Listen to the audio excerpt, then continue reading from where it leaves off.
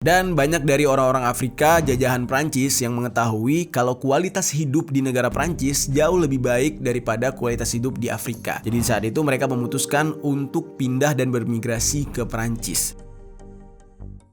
Jadilah di saat itu, gelombang imigrasi masyarakat kulit hitam ke Prancis tidak bisa dibendung. Jadi mereka itu sangat banyak. Nah, hal ini seolah-olah menjadi bumerang tersendiri buat Prancis.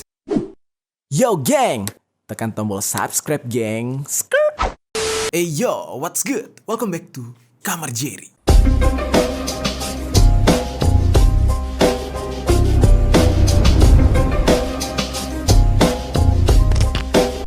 Geng. Oke, pembahasan kali ini akan bercerita tentang kerusuhan Prancis yang sebelumnya pernah kita ceritakan. Kalau di video sebelumnya kita bercerita tentang seorang anak imigran yang didor oleh pihak kepolisian sehingga menjadi awal mula kerusuhan yang terjadi di Prancis. Ternyata nih geng, usut punya usut, kerusuhan yang terjadi di Prancis penyebabnya jauh lebih dalam daripada hal tersebut. Jadi kerusuhan ini didasari oleh amarah serta dendam yang sudah lama dipendam oleh sekelompok orang. Dan puncak meledaknya amarah tersebut di saat bocah imigran yang bernama Nahel itu didor oleh polisi. Jadi disitulah pecah semuanya. Selama ini banyak yang memperkirakan kalau kerusuhan tersebut didalangi oleh orang-orang dengan background agama Islam. Padahal kerusuhan tersebut pecah dan terjadi penjarahan di berbagai kota itu dilakukan oleh semua imigran. Dan kebanyakan imigran yang melakukan kekerasan adalah orang-orang kulit hitam Afrika. Mereka merasa kayak selama ini apa yang mereka rasakan selama tinggal di Prancis itu benar-benar sakit sekali. Jadi mereka meledakkan amarahnya di saat kerusuhan tersebut. Tapi pasti akan timbul statement dari kalian yang menonton dengan kalimat kayak gini. Ya lagian lo imigran. Kalau lo imigran gak seneng sama negara orang, ngapain ke negara orang? Ketimbang lo bikin rusuh, mending lo cabut, angkat kaki, pulang ke negara lo. Kan gitu ya. Pasti ada statement yang kayak gitu. Tapi nih geng, kita harus lihat ke belakang juga atau tarik mundur waktu yang dimana sebenarnya orang-orang kulit hitam ini berada di Prancis karena banyak faktor. Salah satu faktornya adalah karena tanah mereka sendiri dijajah oleh orang kulit putih Eropa. Ya salah satunya Prancis. Mereka berada di Prancis itu bukan keinginan mereka. Ada yang dibawa oleh nenek moyang bangsa Eropa untuk dijadikan budak dulunya. Dan mereka beranak pinak, jumlah mereka semakin banyak, dan di saat itulah keberadaan masyarakat kulit hitam yang semakin membludak ini seperti menjadi bumerang bagi rakyat Prancis. Nah, bagaimana nih cerita selengkapnya tentang kasus yang satu ini? Langsung aja kita bahas di Permisi, peristiwa misteri dari berbagai sisi.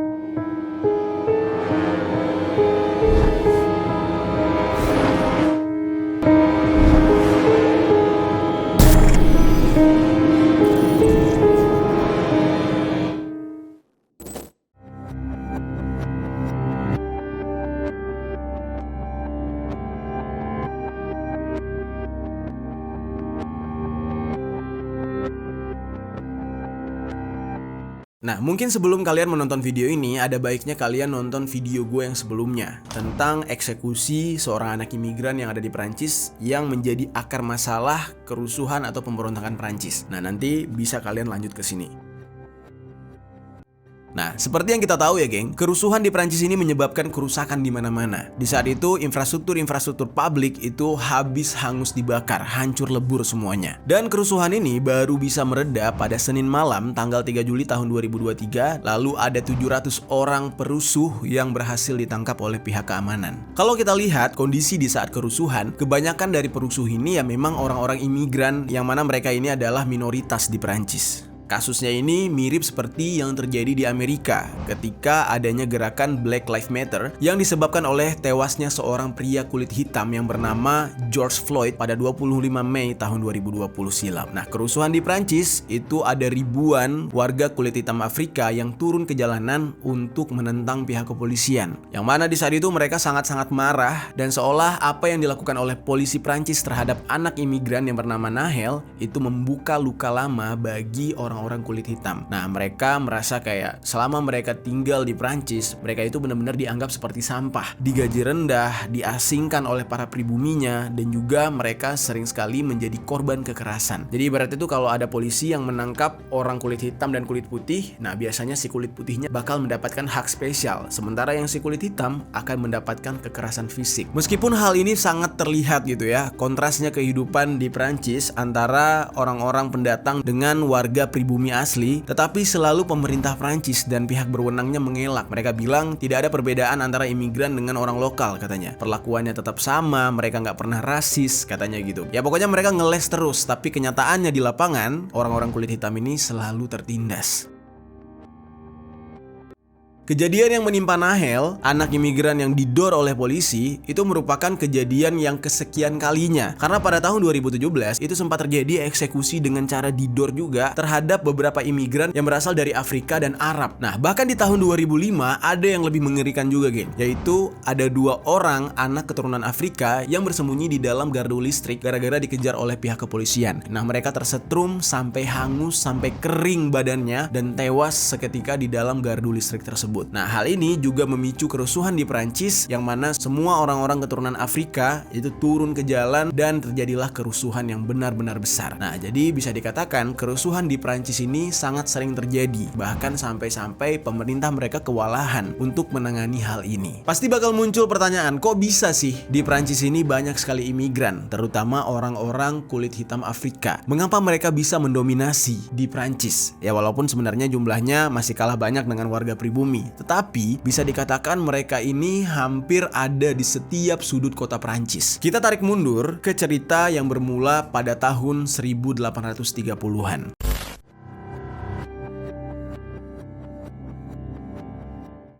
Nah, di tahun 1830-an tersebut terjadi arus besar imigran yang datang ke Prancis, dan arus imigran ini mulai stabil sejak tahun 1850-an. Jadi terus menerus tuh para imigran ini masuk ke Prancis dari negara-negara mereka yang ada di seluruh Afrika. Di saat itu, pada awal abad ke-20, Prancis ini adalah negara Eropa yang paling terbuka untuk imigran. Termasuk mereka juga terbuka untuk menampung para imigran yang statusnya sebagai pengungsi politik. Jadi kalau misalkan ada negaranya lagi perang saudara, rusuh gitu ya. Nah, Prancis tuh memperbolehkan orang-orang tersebut untuk menyeberang lalu tinggal di negara mereka. Jadi ditampung gitu. Nah, lalu pada akhir abad ke-20, ketika para imigran ini mulai lancar masuk ke Prancis, yaitu pada tahun 1850, nah tanpa disadari meledaklah jumlah imigran, yang dimana pada tahun 1914 jumlah imigran yang ada di Prancis itu sekitar 4,3 juta jiwa. Banyak banget. Jadi kalian bisa bayangkan ya, kalau negara kita dimasuki oleh imigran yang mana warna kulitnya aja berbeda sama kita gitu kan, udah pasti itu bakal kontras banget, bakal kelihatan banget gitu. Wah, negara kita didatangi oleh orang asing. Dan diperparah lagi ketika terjadinya Perang Dunia Pertama dan Perang Dunia Kedua, geng, yang mana jumlah imigran yang masuk ke Prancis hampir 3 juta orang. Nah, di saat itu Prancis ini menerima imigran kebanyakan dari negara tetangganya dulu, yaitu Italia, Spanyol, Belgia, dan juga Swiss.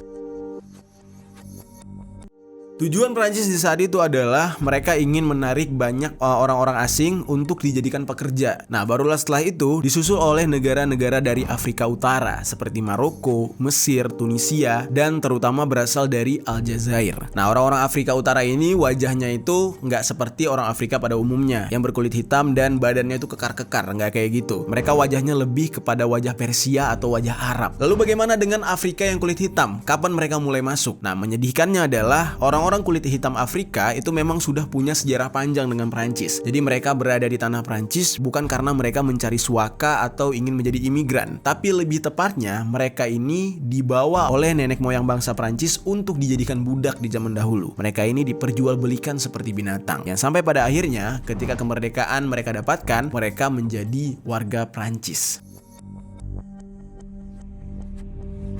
Nah, jadi bisa dikatakan Prancis dulunya juga pernah menjajah Afrika, dan Prancis juga pernah bermimpi ingin menguasai dunia, yang sampai pada akhirnya sebagian besar wilayah yang ada di Afrika itu dikuasai oleh Prancis. Dan di saat banyak negara-negara terjajah mulai merdeka, Prancis menjadikan Afrika sebagai koloni mereka. Nah, jadi sebagian besar daerah yang ada di Afrika itu tunduk kepada rezim Prancis, dan ketika mereka merdeka, identitas Prancis atau budaya Prancis di negara mereka tidak semerta-merta hilang. Bahkan ada beberapa negara di Afrika Afrika yang menggunakan bahasa Prancis, geng. Nah, maka dari itu, selain pendahulu mereka sudah banyak di Prancis yang dulunya dijadikan budak, banyak juga tuh orang-orang dari Afrika datang ke Prancis untuk menjadi imigran, tetapi mereka nggak sesulit orang-orang dari daerah lain karena sudah dari dasarnya mereka bisa bahasa Prancis. Jadi dengan mudah mereka bisa beradaptasi di sana. Dan banyak dari orang-orang Afrika jajahan Prancis yang mengetahui kalau kualitas hidup di negara Prancis jauh lebih baik daripada kualitas hidup di Afrika. Jadi saat itu mereka memutuskan untuk pindah dan bermigrasi ke Prancis.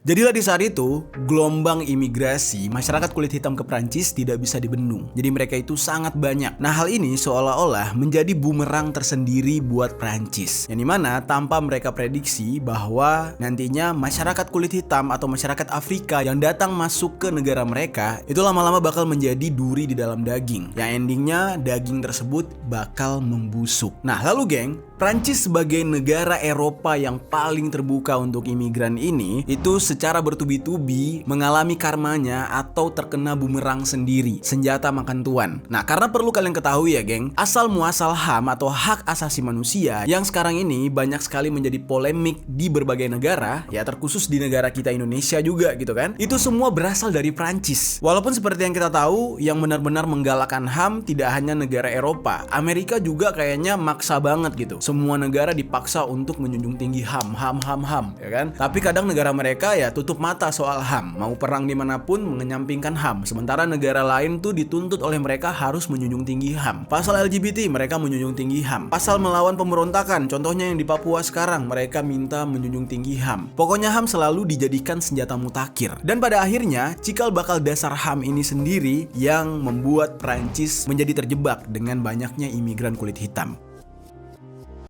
Nah, apa kaitannya sejarah awal terciptanya HAM dengan banyaknya imigran kulit hitam ke Prancis? Nah, jadi semuanya itu berawal dari abad ke-20, geng. Yang dimana di saat itu Prancis memiliki semboyan liberté, égalité, dan fraternité. Nah, sebenarnya kalau dari artinya itu bagus. Kebebasan, kesetaraan, dan persaudaraan. Nah, semboyan inilah yang menjadi dasar terciptanya HAM. Dan HAM sendiri atau hak asasi manusia sendiri itu baru tercipta setelah revolusi Prancis. Dari sejarah tersebutlah HAM tercipta. Jadi rumah bagi terciptanya HAM itu bukan Amerika, tapi Prancis.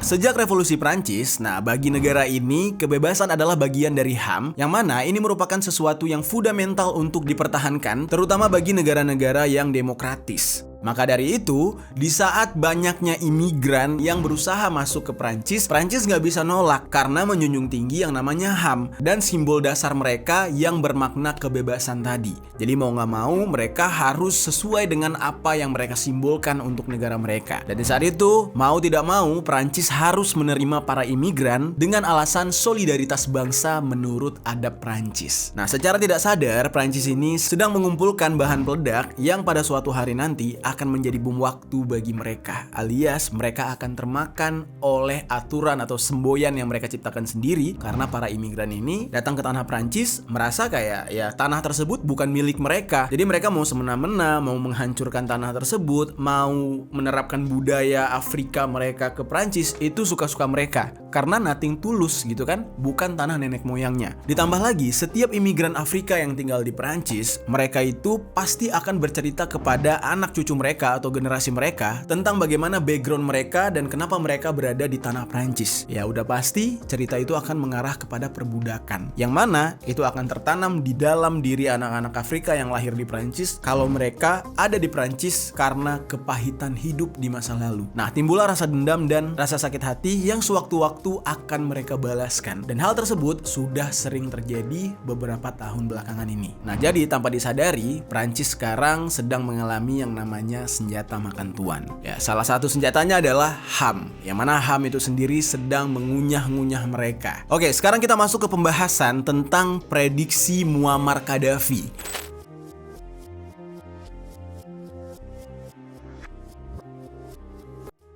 Presiden Libya yang dieksekusi oleh Amerika dan Barat, tentang banyaknya imigran Afrika yang masuk ke Prancis. Mungkin di sini agak terdengar sedikit aneh ya geng ya. Kok bisa nih fenomena yang terjadi di Prancis itu ada hubungannya dengan Presiden Libya yang sudah meninggal dunia, yaitu Muammar Gaddafi.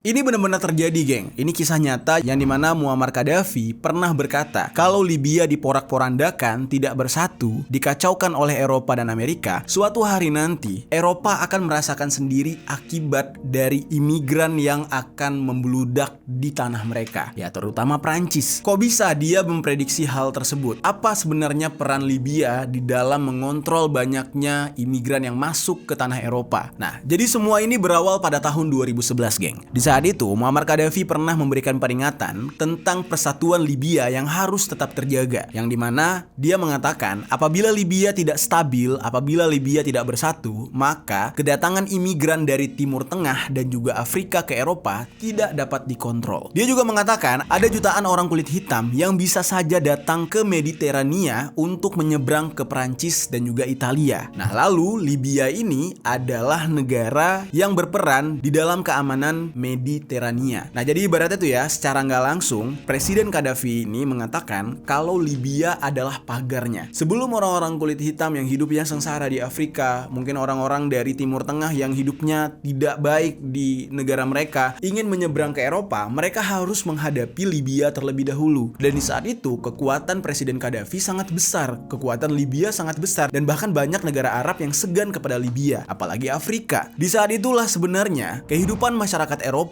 terutama Prancis nih ya, itu bakal tenang-tenang aja. Mereka nggak perlu effort nahan imigran yang masuk. Mereka nggak perlu ngeluarin dana untuk mengejar, mencari, mencegat, memenjarakan imigran-imigran yang hidupnya di bawah taraf kemiskinan masuk ke negara mereka. Karena kenapa? Sudah dihadapi oleh Libya terlebih dahulu. Namun sedihnya adalah orang-orang Eropa ini malah mengeksekusi Presiden Gaddafi dan memporak-porandakan Libya. Yang mana di saat itu membuat Libya menjadi lemah dan tidak lagi bisa menjadi pagar bagi negara Eropa dalam menghadang para imigran-imigran yang ingin menyeberang ke tanah Eropa. Senjata makan tuan lagi. Gak cuma Presiden Gaddafi yang pernah menyuarakan hal tersebut, geng. Nah, jadi anak dari Presiden Libya ini yang bernama Saif Gaddafi juga mengatakan kalau Libya akan menjadi Somalia dari Afrika Utara untuk Mediterania. Kalian akan melihat bajak laut di Sisilia, di Kreta, di Lampedusa, dan mereka semua adalah jutaan imigran ilegal yang akan terus meneror masyarakat yang melintas di tempat mereka berada karena para imigran ini sedang mencari suaka alias ingin memperbaiki hidup. Nah, otomatis banyak dari orang Eropa yang tidak akan tenang hidupnya. Lalu pada akhirnya, pada tanggal 20 Oktober tahun 2011, NATO yang isi di dalamnya adalah negara-negara barat bersama Amerika melakukan invasi terhadap Libya dibantu oleh pemberontak dari Libya dan mereka berhasil melumpuhkan pasukan dari Presiden Gaddafi di Sirte dan Presiden Gaddafi pun akhirnya dieksekusi.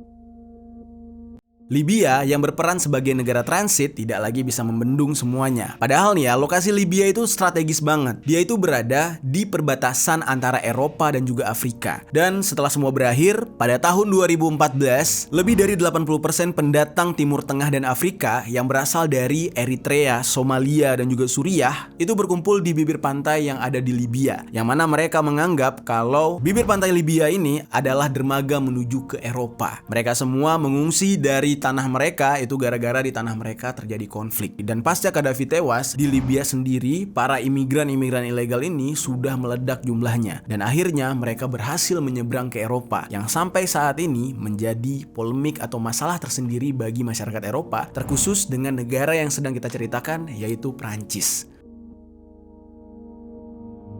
Jadi di sini kalian nggak bisa bilang ya, geng, makanya Prancis jangan terima imigran. Wah, ini nih imigran dari agama A, agama B, agama C nih suka bikin rusuh ya. Intinya ya kesalahannya balik lagi, siapa suruh ganggu sarang tawon. Tawon ada di situ, lo pengen ngambil madu nih biar manis banget gitu kan. Tapi lo harus terima juga bakal ya terkena racunnya, terkena sengatnya gitu. Kecuali lo udah persiapan semuanya, sudah memiliki solusi nih bagaimana nih apabila negara ini hancur, ntar membludak. Nah, solusinya seperti apa gitu. Jangan cuma ganggu sarang tawon, pas tawonnya sudah menyerang lu belum pakai baju pengaman, otomatis lu yang luka-luka gitu kan. Dan itu yang sedang terjadi pada negara barat, yaitu salah satunya adalah Prancis. Nah, lalu kenapa para imigran Timur Tengah dan Afrika ini lebih memilih Libya sebagai jalurnya? Kenapa mereka nggak pakai jalur lain? Seperti misalnya Arab Saudi atau Israel. Sebenarnya bisa aja, tetapi sayangnya Arab Saudi dan Israel menerapkan kebijakan yang sangat ketat terhadap calon imigran dari Afrika dan Timur Tengah ini, yang dimana mereka mereka bisa saja ditangkap dan dieksekusi. Yang lebih gilanya lagi adalah untuk memutus rantai imigran yang melewati Israel, Israel menciptakan perang yang ada di Yaman. Karena untuk menuju ke Israel, orang-orang dari Timur Tengah atau orang-orang dari Afrika itu harus melalui Yaman. Nah, karena Yamannya sudah konflik, akhirnya terputuslah jalur tersebut. Satu-satunya jalur yang mereka bisa lewati adalah jalur Libya, karena negara Libya sudah hancur.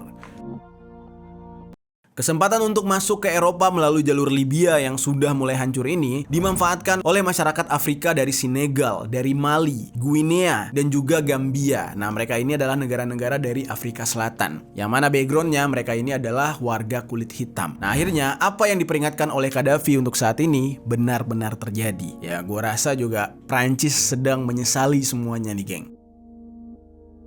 Lalu bagaimana stigma orang kulit hitam untuk saat ini di mata orang-orang kulit putih Eropa?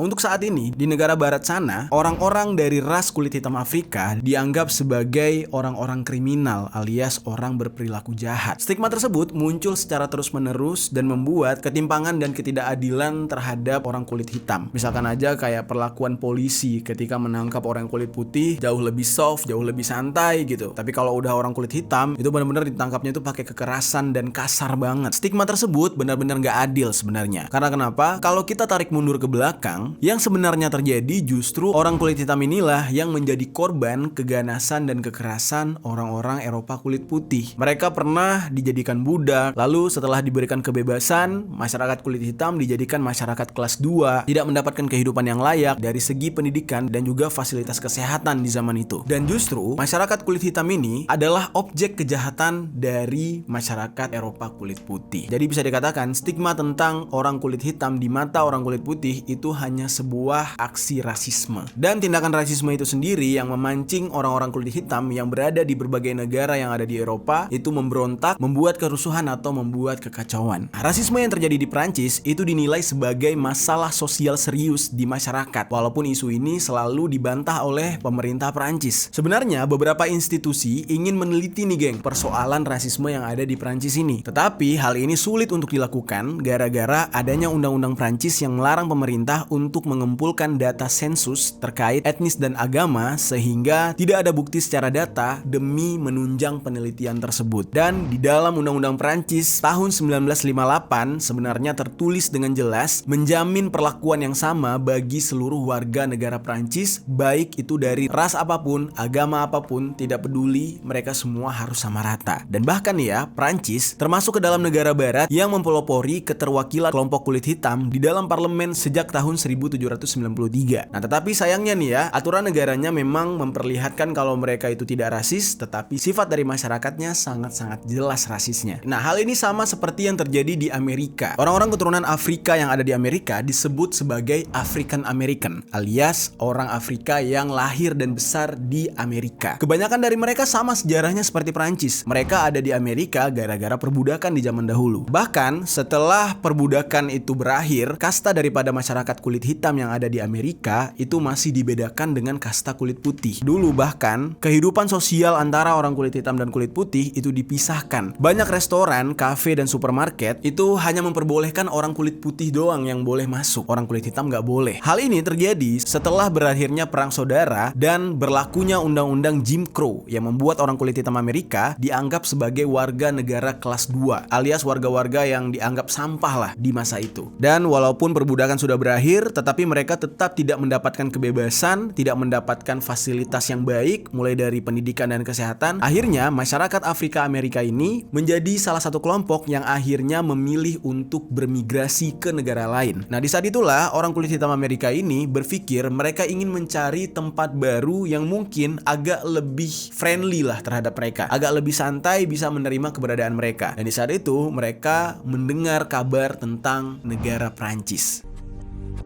Mereka mencari tahu tentang negara Prancis ini dan ingin pindah ke sana dengan harapan mereka bisa mendapatkan kehidupan yang lebih baik. Mereka menganggap Prancis tidak memiliki diskriminasi rasial separah yang ada di Amerika Serikat. Nah, jadi akhirnya mereka terpikir untuk kabur dari Amerika dan pindah ke Prancis agar mendapatkan kehidupan yang lebih layak.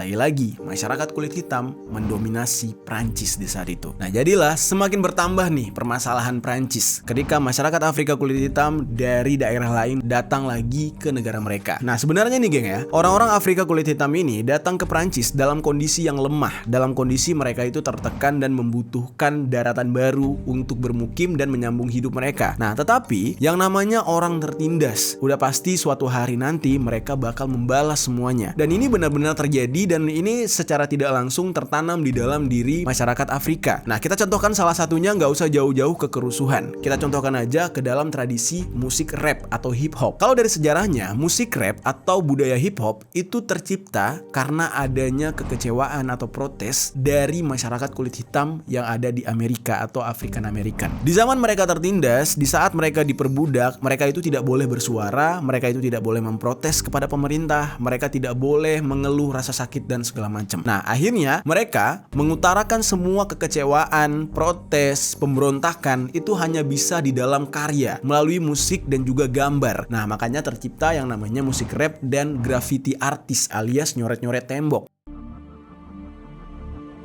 Nah, isi dari kalimat-kalimat yang ada di dalam lirik musik rap dan juga graffiti itu semuanya adalah kalimat pemberontakan pada awalnya. Semuanya kalimatnya itu protes, mereka butuh kehidupan yang layak dan lain-lain. Dan secara perlahan zaman pun berevolusi dan akhirnya masyarakat kulit hitam ini menemukan kelas mereka sendiri. Yang dimana musik rap menjadi budaya Amerika yang dinilai mahal atau yang dinilai berkelas. Dan di saat itulah masyarakat kulit hitam yang merasa rap atau hip hop tersebut adalah budaya asli mereka itu merubah semuanya, geng. Nah, saking mereka dendamnya dengan masa lalu, ketika mereka dipanggil dengan kata-kata yang kasar, terus mereka dijuluki sebagai masyarakat kelas 2, ketika semuanya berubah, mereka pamer. Mereka tunjukkan kepada masyarakat kulit putih kalau mereka bukan lagi manusia seperti di zaman dahulu yang tertekan dengan orang kulit putih. Makanya jangan heran, musik rap sekarang itu isinya ya orang-orang kulit hitam yang pamer kalung emas, pamer mobil mewah, cewek-cewek, semuanya dipamerin. Itu adalah bentuk dari rasa dendam di masa lalu. Nah, jadi musik rap aja nih ya, yang awalnya dipergunakan untuk tujuan sosial, protes pemerintah, sekarang malah jadi ajang flexing atau ajang pamer. Begitulah yang dilakukan oleh masyarakat kulit hitam untuk membalas dendam atas rasa sakit di masa lalu mereka. Dan bahkan ada julukan rasis atau disebut dengan N-word. Nah, di sini gue nggak bisa ngucapin karena ini dilarang oleh YouTube. Nah, N-word ini sendiri itu dulu adalah kata hinaan bagi orang kulit hitam. Tetapi sekarang justru digunakan oleh orang kulit hitam untuk memanggil sesama mereka sebagai bahasa gaul. Jadi pengen nunjukin kayak, lo manggil gue A ya? Nih, gue A nih, gitu. Ini gue A nih. Sekarang nih lo lihat gue udah kaya, gue udah punya bling-bling dan mobil mewah segala macam. Nah, lo yang ngasih julukan gue, yaitu si orang-orang kulit putih yang ngasih julukan hina ini ke gue, nggak boleh gunain kata ini. Hanya gue dan sesama keturunan gue yang boleh. Dan sampai sekarang hal itu masih berlaku. Nah, ada gak sih orang kulit putih yang boleh menggunakan kata rasial tersebut, kata N-word tersebut? Ada, dan itu hanya orang-orang tertentu. Salah satu yang diperbolehkan untuk mengucapkan kata rasial tersebut adalah Eminem. Jadi itu disebut dengan N-PES. Gue gak bisa nyebutin katanya ya, jadi N-PES gitu. Nah, kata rasial itu ada PES-nya di ujung. Nah, itu hanya orang-orang tertentu yang mendapatkan izin untuk memanggil orang kulit hitam dengan kalimat tersebut kalau dia bukan dari ras kulit hitam. Nah, hanya Eminem, setahu gue hanya Eminem ya. Nah, jadi dari sini kita bisa simpulkan ya, geng. Nah, bahwasanya orang kulit hitam ini di masa sekarang sedang berusaha untuk membalaskan dendam mereka atas kesakitan yang mereka alami di masa lalu. Jadi jangan heran kalau kasta mereka sekarang malah dianggap lebih tinggi, dianggap lebih kaya, dan mereka melakukan kekerasan, melakukan pemberontakan di banyak negara-negara, terutama negara barat, karena rasa sakit yang mereka alami di masa dulu.